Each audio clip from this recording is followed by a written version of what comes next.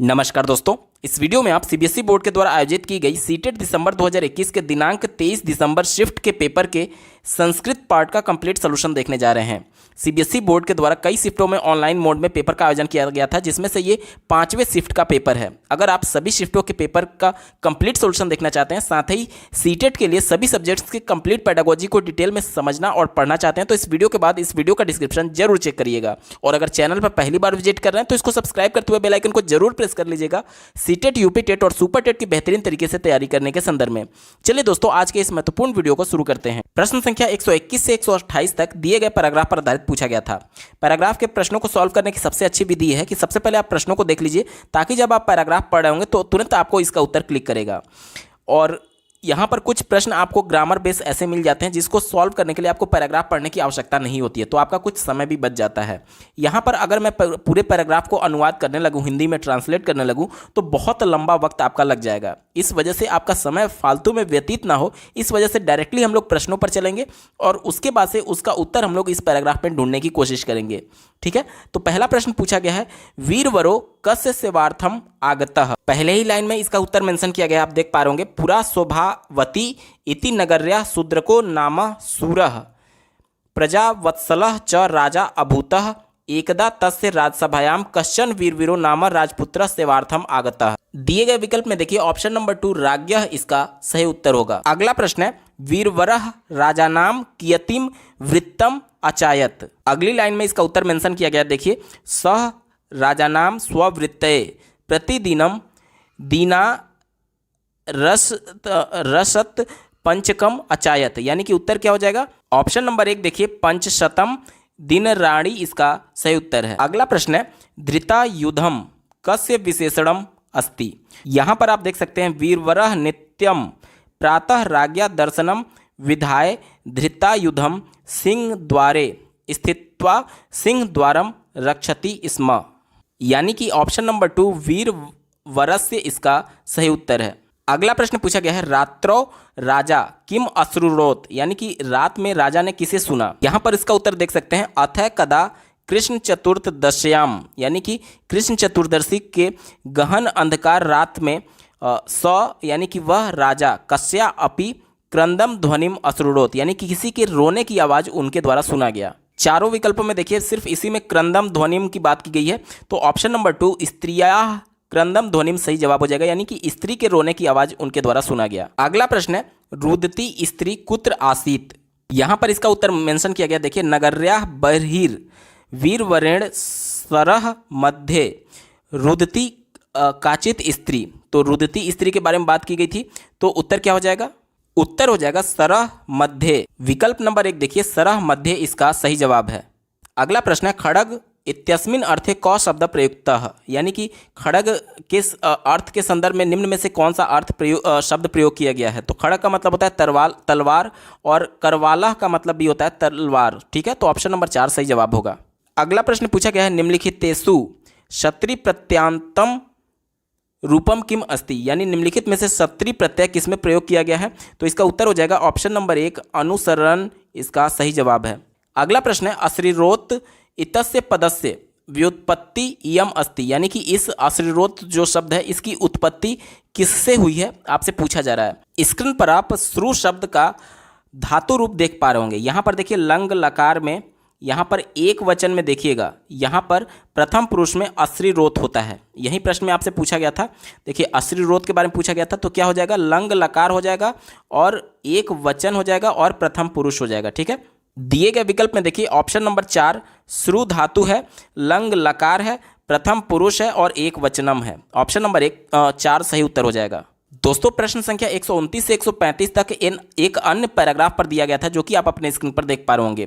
तो चलिए इसके भी प्रश्नों को डायरेक्टली हम लोग सॉल्व करते हैं, क्योंकि इसको ट्रांसलेट करने में आपका काफ़ी लंबा वक्त बीत जाएगा। चलिए डायरेक्टली प्रश्नों पर चलते हैं। पहला प्रश्न पूछा गया है, भूपति ही केन कारणेन दरिद्रः इव जीवितम नयति स्म। यानी कि भूपति का मतलब होता है राजा। राजा किन कारणों की वजह से दरिद्र की तरह जीवन व्यतीत करने के लिए एक तरीके से अग्रसर हुआ। पहले ही लाइन में इसका उत्तर मेंशन किया गया, देखिए, कस्मिन् श्चिद देशे काश्चिद भूपति आसीत। यानी कि एक देश में एक भूपति का मतलब राजा रहते थे। तस्य नाम मायादासः, उनका नाम मायादास था। अतिलुब्धः स दरिद्रः इव जीवितम नयति स्म। उत्तर क्या हो जाएगा? अतिलुब्धः हो जाएगा। विकल्प नंबर 3 देखिए, सह लुब्धः आसीत् इसका सही जवाब है। अगला प्रश्न है, मायादासेन स्पृष्टानि वस्तुनि केन कारणेन सौवर्णानि जतानि। दूसरे पैराग्राफ में इसका उत्तर मेंशन किया गया। देखिए, मुने वरम लब्धा गृहम प्रविष्टः मायादासा तत्र स्थितानि वस्तुनि अस्पृशत तेन स्पृष्टानि वस्तुनि सद्य एव सौवर्णानि जतानि। उत्तर क्या हो जाएगा? ऑप्शन नंबर 3 देखिए, मायादासस्य इच्छानुसारम मुनिना एतद् वरम दत्तम यत तेन स्पृष्टानि सर्वाणि वस्तुनि सौवर्णानि भविष्यन्ति। ऑप्शन नंबर 3 सही जवाब है। अगला प्रश्न है, मुनि मायादासस्य समक्षम पुनः कदा प्रकटयत, यानी कि मुनि जो थे वो मायादास जो राजा थे उसके समक्ष पुनः कब प्रकट हुए। यहाँ पर उत्तर देख सकते हैं, हंत कुमारी सुवर्ण प्रतिमा संजाता तदा भाग्यात स एव मुनि निरपते पुरतः प्रत्यक्ष अभवत। तो उत्तर क्या हो जाएगा? ऑप्शन नंबर 2 देखिए, यदा राजकुमारी स्वर्णमयी संजाता इसका सही उत्तर है। अगला प्रश्न है, उद्यानस्य जलेन वस्तुनि कीदृशानि भूतानि। यहाँ पर उत्तर देख सकते हैं, सौवर्णानि वस्तुनि तेन जलेन सिक्तानि स्वाम स्वाम प्रकृति प्राप्तानि। उत्तर क्या हो जाएगा? ऑप्शन नंबर 3 देखिए, स्वाम स्वाम प्रकृतिम प्राप्तानि इसका सही जवाब है। अगला प्रश्न है, राजकुमार्यपि इत्यत्र संधि विच्छेदः करणीयः संधे नाम अपि दीयताम, यानी कि पूछा जा रहा है कि इसमें संधि विच्छेद क्या होगा इस शब्द में। तो देखिए, ऑप्शन नंबर 2 राजकुमारी प्लस अपि यड़ संधि होगा। देखिए, जब यहाँ पर बड़ी ई की मात्रा, राजकुमारी में बड़ी ई की मात्रा है प्लस अपि का अ मिल करके ये य में कन्वर्ट हो गया है। देखिए, यहाँ पर य आ गया है, ठीक है। तो ये क्या होता है? ये यड़ संधि का उदाहरण है। ऑप्शन नंबर 2 सही जवाब है। अगला प्रश्न है, समासयुतम इत्यस्मिन् पदे क प्रत्ययः वर्तते, यानी कि समास युतम में जो प्रत्यय प्रयुक्त हुआ है वो कौन सा है? तो ऑप्शन नंबर 2 तुमुन प्रत्यय इसका बिल्कुल सही जवाब है। अगला प्रश्न है, उक्तवा इत्यस्मिन् अर्थे निम्नलिखितेषु क शब्दः प्रयुक्तम शक्यते, यानी कि उक्तवा के संदर्भ में इससे मिलता जुलता अर्थ कौन सा प्रयोग किया गया है आपसे पूछा जा रहा है, ठीक है। तो यहाँ पर देखिए, उक्तवा का मतलब होता है टू स्पीक, यानी बोलने के सेंस में, और ऑप्शन नंबर 2 देखिए कथयित्वा इसका बिल्कुल समान अर्थ दे रहा है। इस वजह से विकल्प नंबर 2 सही उत्तर होगा। अगला प्रश्न है, भाषा शिक्षण संदर्भे किम सत्यम नास्ति, यानी कि भाषा के शिक्षण के संदर्भ में निम्न में से कौन सा सत्य नहीं है। निगेटिव सेंस में आपसे पूछा गया है। पहले विकल्प से शुरुआत करेंगे। दिया गया है, भाषा योग्यतयाः एकस्याः भाषायाः द्वितीयस्यां भाषायां अंतर्युतम शक्यन्ते। यहाँ पर अंतर्युतम का मतलब हस्तांतर के सेंस में आया हुआ है, यानी कि जो लैंग्वेज स्किल्स होते हैं वो ट्रांसफरेबल होते हैं एक भाषा से दूसरी भाषा में। ये बात तो बिल्कुल सही है। कैसे? जैसे कि हम लोग मान लीजिए हिंदी में आप ग्रामर पढ़ रहे हैं, ग्रामर के अंतर्गत संज्ञा पढ़ते हैं, सर्वनाम पढ़ते हैं, वही चीज़ तो आप अंग्रेजी यानी कि जो टारगेट लैंग्वेज है उसमें आप नाउन प्रोनाउन पढ़ रहे हैं, या फिर वर्ब और भी चीज़ें जो ग्रामर की आप पढ़ते हैं वो एक भाषा में जिस प्रकार से आपने उसका नियम पढ़ा है दूसरी भाषा में भी उसी प्रकार से उसका नियम होता है। यानी कि जो भाषा की योग्यता है, यानी कि लैंग्वेज स्किल्स हैं, वो ट्रांसफरेबल हैं एक लैंग्वेज से दूसरी लैंग्वेज में। यही आपसे कहा जा रहा है अंतर्युतम का मतलब हस्तांतरण के सेंस में था। तो ये तो बिल्कुल पॉजिटिव है, इस वजह से आपका उत्तर नहीं होगा क्योंकि निगेटिव सेंस वाला पूछा गया है। दूसरा देखिए, प्रत्येकम छात्रम बहुभाषाणाम शिक्षणस्य योग्यतायाम धारयति यदि तस्मै उचित अवसरम समयश्च दीयताम, यानी कि ये कहा जाता है कि प्रत्येक जो बालक है वो जन्म से ही विभिन्न प्रकार की भाषाओं को धारण यानी शिक्षण करने की योग्यता के साथ जन्म लेता है अगर उसे उचित अवसर प्रदान किया जाए। यानी कि अगर उसको सही इन्वायरमेंट दिया जाए तो प्रत्येक बच्चा एक से ज़्यादा भाषा को सीख सकता है, ठीक है। तो ये भी बिल्कुल पॉजिटिव था, क्योंकि जो मनोवैज्ञानिक थे नॉम चॉम्स्की, उन्होंने यही कहा था कि बच्चे जन्मजात इस प्रकार के गुणों को लेकर के जन्म लेते हैं कि वह एक से ज़्यादा भाषा को सीख सकते हैं अगर नेचुरल इन्वायरमेंट उनको दिया जाए। तो ये भी बिल्कुल पॉजिटिव था, इस वजह से आपका उत्तर नहीं होगा। चौथा विकल्प देखिए, मातृभाषा द्वितीयस्या विदेशिक्या भाषाया शिक्षणे सहायताम करोति, यानी कि ये कहा जा रहा है कि जो मातृभाषा जो मदर टंग है वो द्वितीय भाषा जिसे विदेशी भाषा कह सकते हैं, यानी कि फॉरेन लैंग्वेज या फिर सेकंड लैंग्वेज, ठीक है, और टारगेट लैंग्वेज, उसके शिक्षण में सहायता करती है। ये बात तो बिल्कुल सही है।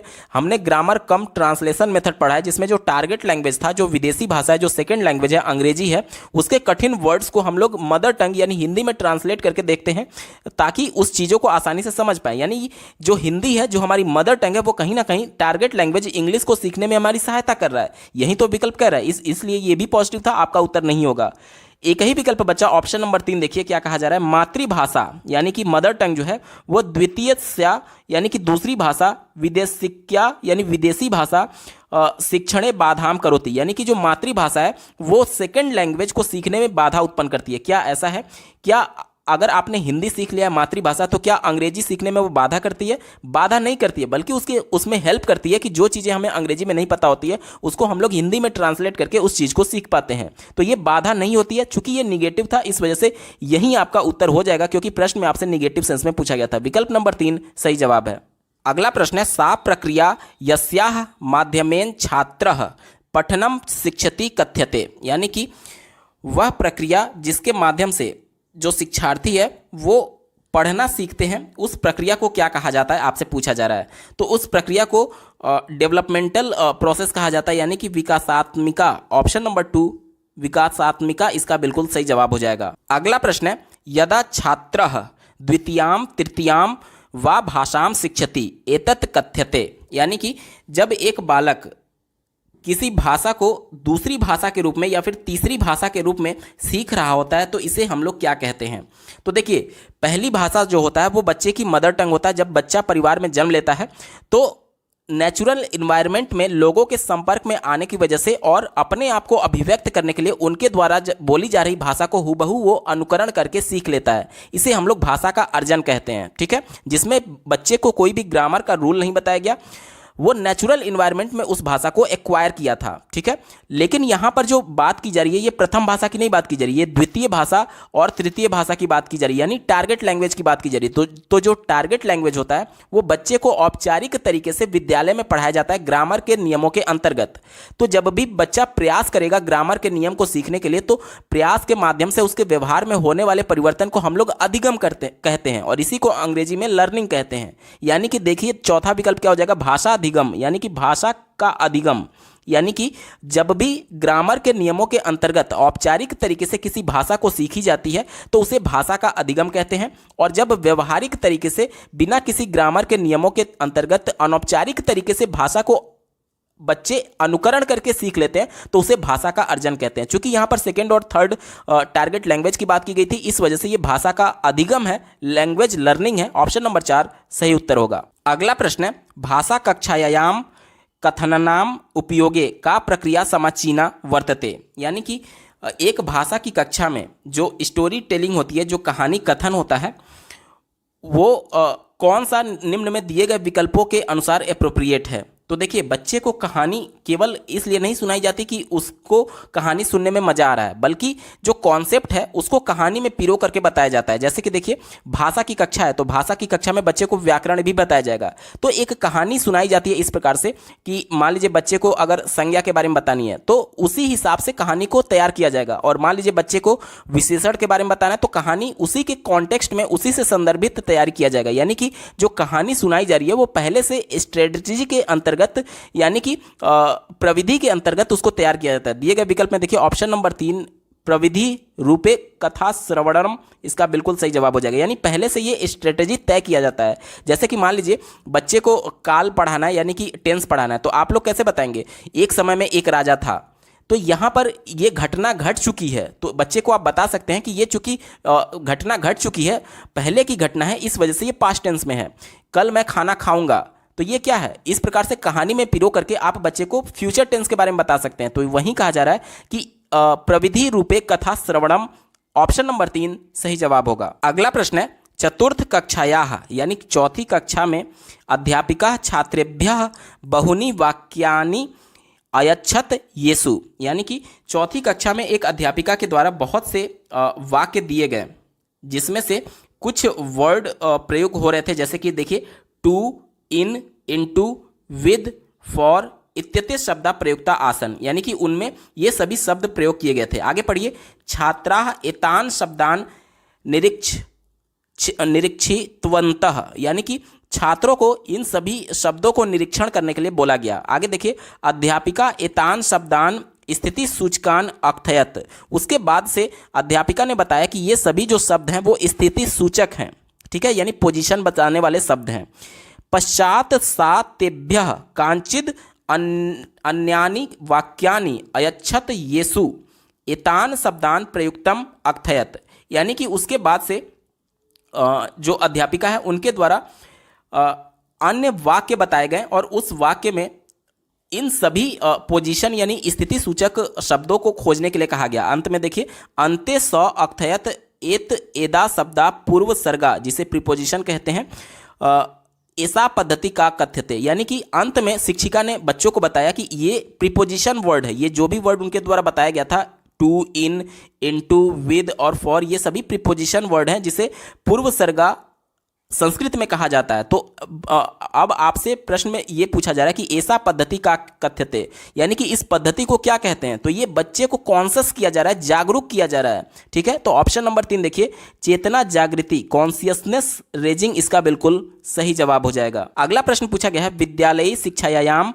नीति रूपे बहुभाषीयता इत्यस्य को अर्थ, यानी कि आपसे पूछा जा रहा है कि मल्टीलिंगुअलिज्म एक पॉलिसी के तौर पर, एक नीति के तौर पर बहुभाषिकता जो होती है उसे स्कूल एजुकेशन में इसका क्या अर्थ है आपसे पूछा जा रहा है, ठीक है। तो देखिए, मल्टीलिंगुअलिज्म यानी कि बहुभाषिकता को एनसीएफ 2005 और राष्ट्रीय शिक्षा नीति 2020 दोनों संसाधन के रूप में देखते हैं। यानी इसका मतलब ये होता है कि कक्षा में अलग अलग सांस्कृतिक पृष्ठभूमि से आए हुए बालक हो सकते हैं, जैसे कि पंजाब का बालक हो सकता है, उड़ीसा का बालक हो सकता है, साउथ का बालक हो सकता है। तो सबकी लैंग्वेज अलग होगी, मदर टंग अलग होगी, पंजाब का पंजाबी होगा, उड़ीसा का उड़िया होगा, इसी प्रकार से साउथ का या तो मलयालम या तो तेलुगु हो सकता है और यूपी वाले का हिंदी होगा।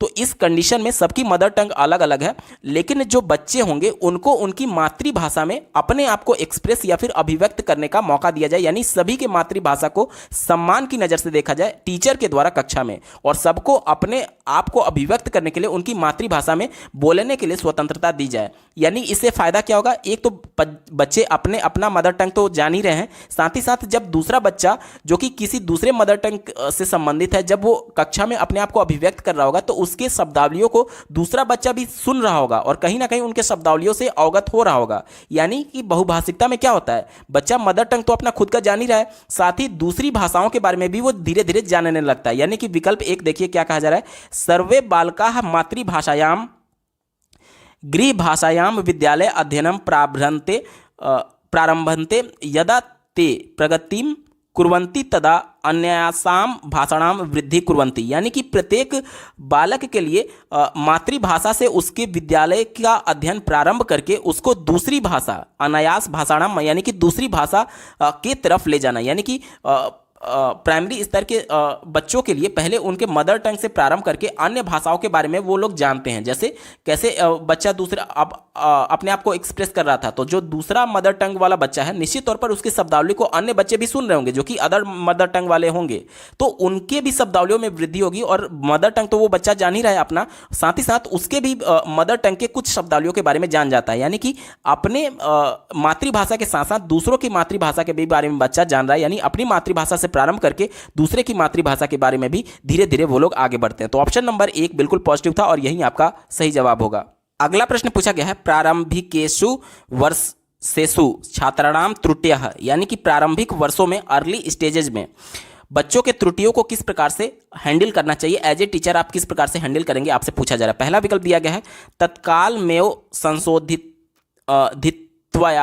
देखिए थोड़ा सा मैं आपको बता देता हूं कि त्रुटि के बारे में क्या होता है कि बच्चों को जब आप तुरंत त्रुटि को संशोधित कर देते हैं बिना उसको उसका कारण बताए, तो बच्चा उस समय तो कह देगा कि हाँ मैं समझ गया हूं, लेकिन चूंकि आपने उसके पीछे क्या कारण था, आखिर उसने गलती क्यों की, उसका ना तो एनालिसिस किया और ना ही बच्चे को गलती का कारण बताया, आपने सिर्फ गलती को सुधार दिया। जैसे कि मान लीजिए बच्चा अगर ख लिख रहा है, ठीक है, और इसको र लिख रहा है, और अगर इन दोनों में अंतर नहीं कर पा रहा है क्योंकि यहाँ पर ये दोनों चीज़ें दोनों में कॉमन है, तो अगर आप बच्चे को केवल उसकी कॉपी में र की जगह ख लिख दिया है, तो अगर काट के केवल आप इसको सुधार देंगे तो बच्चे को इसका ज्ञात नहीं हुआ, उसके संज्ञान में नहीं आया कि बच्चे ने गलती की थी।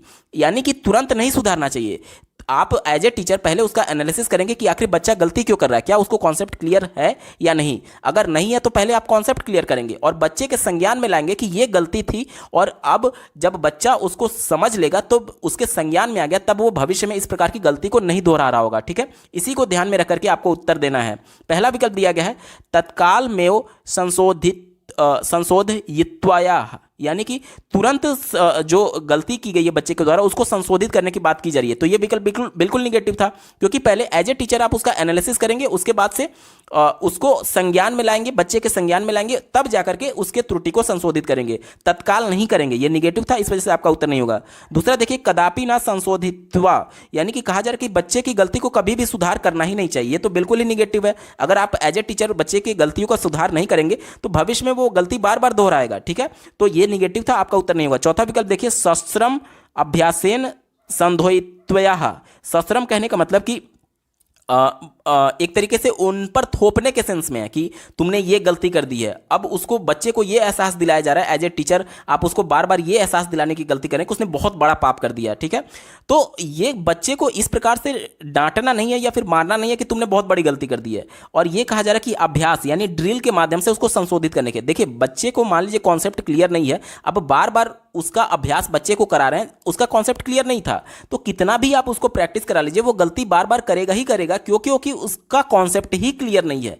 तो जब तक कॉन्सेप्ट क्लियर नहीं होगा तब तक बच्चे के उस गलती को भविष्य में भी दोहराने की संभावना बनी रहेगी। इस वजह से ये निगेटिव था, आपका उत्तर नहीं होगा। एक ही विकल्प बचा ऑप्शन नंबर 3 देखिए अभ्यासेन ध्यान गता कर्तव्या। यहां पर देखिए ध्यान गता का मतलब क्या हो गया, बच्चों के संज्ञान में लाने की बात हो रही है, और जब बच्चों के संज्ञान में आ गया, अब उसके बाद जब उसका आप अभ्यास करा रहे होंगे तब बच्चे उस गलती को दोबारा नहीं दोहराएंगे। क्यों? क्योंकि अब बच्चा कॉन्सेप्ट समझ चुका है, अब वो जान चुका है कि मेरे द्वारा यहां पर गलती की गई थी और वो गलती क्या थी और क्यों थी, इसके बारे में भी बच्चा जान चुका है। तो अब वो भविष्य में इस प्रकार की जब अभ्यास कर रहा होगा तब वो इस प्रकार की गलती को नहीं दोहराएगा। तो यही चूंकि पॉजिटिव था, इस वजह से यही आपका उत्तर हो जाएगा। विकल्प नंबर 3 सही जवाब है। अगला प्रश्न पूछा गया है पंचमी कक्षायाः काचिद् अध्यापिका समूहेषु स्वछात्रान् विमर्श युतम कथयति यत् तेषां रुचि का अस्ति का च और रुचि अस्ति। यानी कि 5वीं कक्षा की कोई अध्यापिका बच्चों को समूह में बांट देती है और खुद से उनको विमर्श करने के लिए कहती है कि क्या उनको पसंद है और क्या उनको पसंद नहीं है। ठीक है, उसके बाद से विचार विमर्श करने के बाद से आप देखिए विमर्श अंतरम सा तान स्वविचारम कतिपयेषु वाक्येषु लिखितुम निर्दिशति। यानी कि विचार विमर्श के बाद से उनको कुछ वाक्य लिखने के लिए कहती है, निर्देश देती है टीचर। ठीक है, आगे पढ़िए छात्राः स्वविचारान् अलिखत तदनु एकस्याः रूपरेखायाः निर्माणं कृतवन्तः। यानी कि उसके बाद से उस विचारों के बाद से वो एक रूपरेखा तैयार करते हैं और अंत में देखिए एकम परिच्छेदम च लिखितवन्तः, और अंत में एक परिच्छेद यानी कि एक पैराग्राफ उनके द्वारा लिखा जाता है। अब आपसे प्रश्न पूछा जा रहा है कि लेखन संदर्भे इमाम पद्धति त्वम किम कथिष्यसि, यानी कि लिखने की यह पद्धति क्या कहलाएगी आपके अनुसार, आपसे पूछा जा रहा है। तो यहाँ पर देखिए ये लेखन संदर्भे प्रक्रिया पद्धति है। प्रक्रिया पद्धति का मतलब क्या हो गया कि ये प्रोसेस है, प्रोसेस अप्रोच है। कहने का मतलब कि बच्चे पहले विचार विमर्श किए, उसमें से कुछ पॉइंट्स उन्होंने निकाला, उस पॉइंट्स पर फिर से विचार करने के बाद से एक रूपरेखा यानी कि एक ड्राफ्ट तैयार किया और अंत में जाकर के वो लिख रहे हैं। तो ये क्या है, ये लिखने की लेखन अभिव्यक्ति की प्रोसेस के अंतर्गत किया जा रहा है, यानी पूरा प्रोसेस इसमें बताया गया है।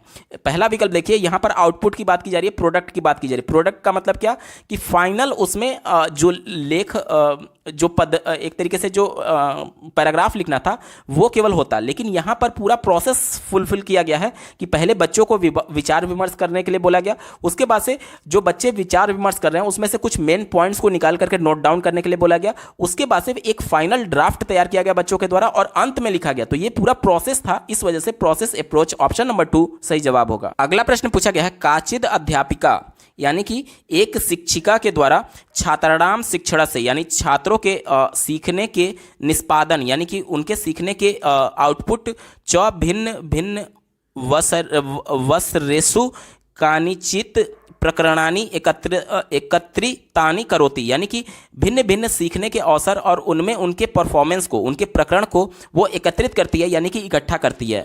उसके बाद से देखिए सा तानि मूल्यांकन अभिलेखे लिखितिम अंक कितानी करोति, इसके बाद से उनके परफॉर्मेंस को वो एक अभिलेख, एक मूल्यांकन अभिलेख के तौर पर लिख करके तैयार करती है।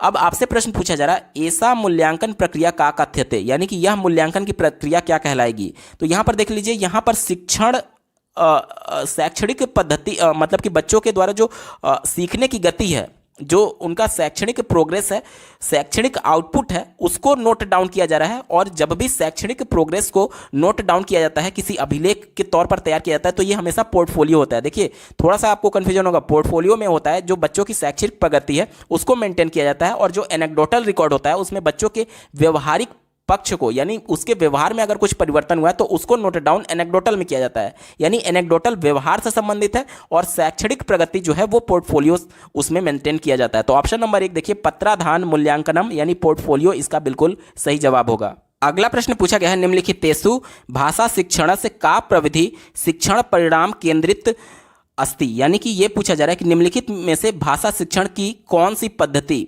लर्निंग आउटकम पर फोकस करती है। ठीक है, तो लर्निंग आउटकम का हम लोग शिक्षण परिणाम केंद्रित कहते हैं। देखिए यहाँ पर ऑप्शन नंबर 2 बिल्कुल सही जवाब है, यानी कि कॉम्पिटेंसी बेस्ड, यानी कि कॉम्पिटेंसी को हिंदी में क्षमता कहते हैं, क्षमता आधारित भाषा अध्यापन।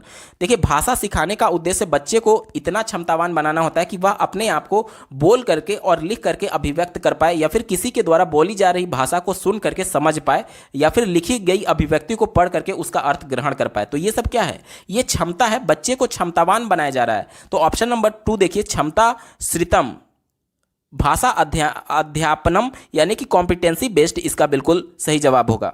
अगला प्रश्न पूछा गया है काचिद अध्यापिका प्रकरणानुसारम शब्दग्रहम शिक्षुतम स्वगृहात् पत्राणि क्रीडनकानि च आनयत एत पदार्थाः किम कथ्यन्ते, यानी कि ये कहा जा रहा है कि देखिए यहाँ पर क्रीडनकानि का मतलब होता है खिलौने, यानी कि बच्चों को शब्दावलियों के बारे में, शब्दों के बारे में पढ़ाने के लिए बच्चों के अपने घर से संबंधित खिलौने, बच्चों के खुद के खिलौने से प्रकरण के संदर्भ को जोड़ करके बताया जाता है शब्दों को बताने के संदर्भ में। तो ये पद्धति, ये पदार्थ क्या कहे जाएंगे।